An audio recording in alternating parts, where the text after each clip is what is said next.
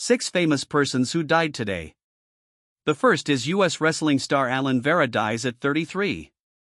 Alan Vera, a star wrestler on the United States Greco-Roman national team and a U.S. Olympic team trials runner-up, has died. Vera died September 23 at age 33, USA Wrestling announced in a statement. "We ask people to keep Alan's family and his friends around the world in their thoughts and prayers at this most difficult time," the organization said.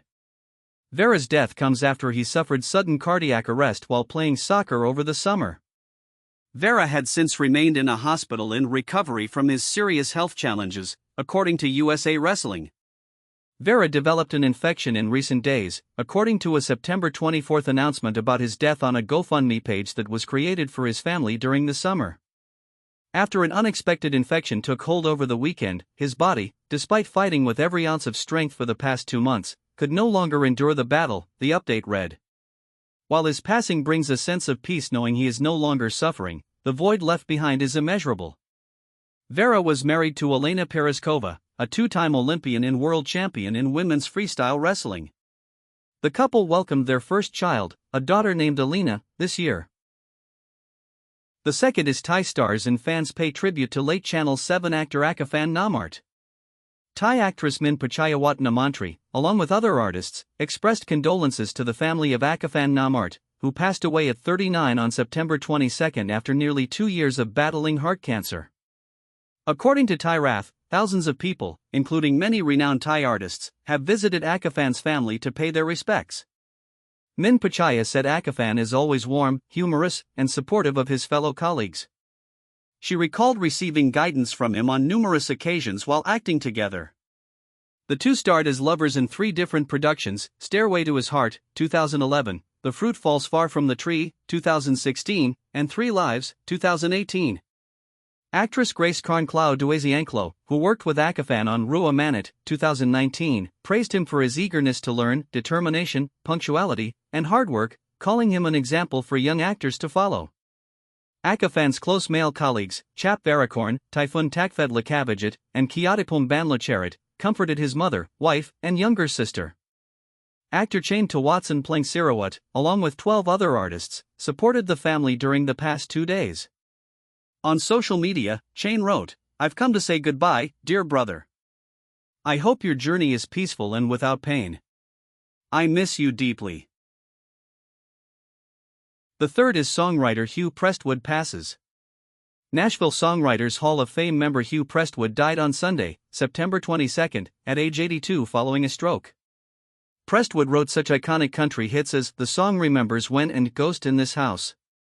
His hard rock "Bottom of Your Heart" was BMI's Country Song of the Year in 1991. He was born and raised in El Paso. Hugh Loring Prestwood began playing guitar at age 12. After graduating from the University of Texas with an English degree, he taught grade school while performing cover songs 3 nights a week in a lounge band. When he was 30, Prestwood decided to move to New York to pursue a career in music. He worked at Macy's department store and as a secretarial temp during his first 5 years in Manhattan. In 1977, Jackie DeShannon recorded his song Dorothy. Folk star Judy Collins discovered his songwriting, took his Hard Times for Lovers onto the AC charts in 1979 and helped him get his first song publishing contract. Prestwood's first major Nashville success was "The Sound of Goodbye." The song became a smash for Crystal Gayle in 1983, topping the country chart, becoming a top 10 AC hit and earning a Grammy nomination. Rather than moving to Nashville, Prestwood relocated from Manhattan to Long Island that year. Prestwood always thought that living far away from Music Row gave him a mystique. In 1983, he also began a 20-year tenure teaching advanced songwriting at the New School in New York. Meanwhile, in Nashville, Holly Dunn, Judy Rodman and others were recording his tunes. In 1987, he scored his second #1 country hit. Michael Johnson's recording of "The Moon" is still over her shoulder.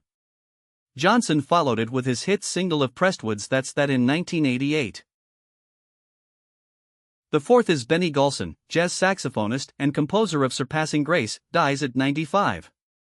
Benny Golson, a preeminent tenor saxophonist who was also the composer of such elegant jazz standards as "I Remember Clifford," "Along Came Betty" and "Whisper Not," died September 21 at his home in Manhattan. He was 95. His daughter, Brielle Golson, confirmed the death but did not provide a specific cause.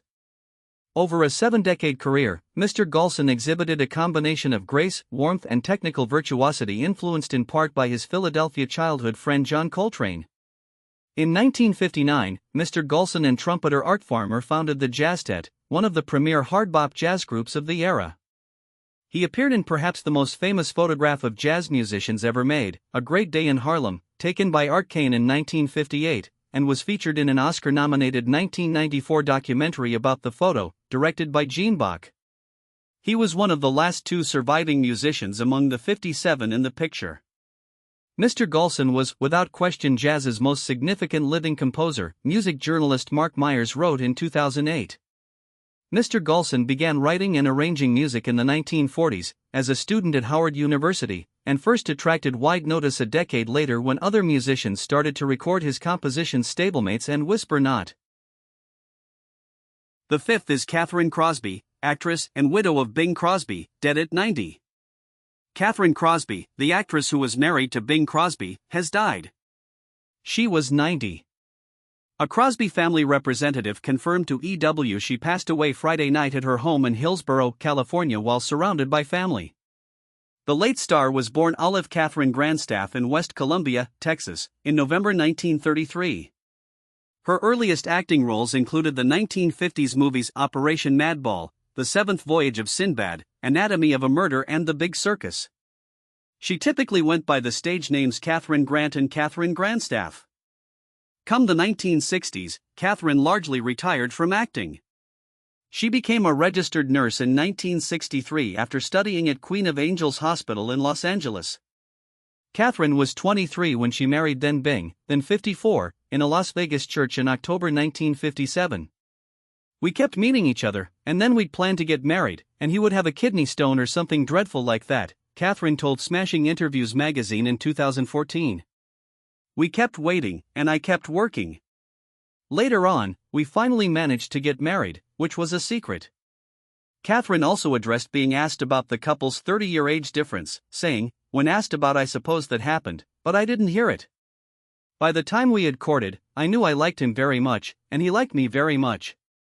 She added, "By the time we married, I realized I could survive without him, and he realized he didn't want to survive without me. I liked that. That's a good attitude to enter a marriage with." The 6th is Florence Warner, singer behind iconic Hello campaigns, dies at 77. Florence Warner, a singer whose voice became synonymous with some of the most recognizable television commercial campaigns of the 1970s and 1980s, died at her home in San Francisco on September 19. She was 77.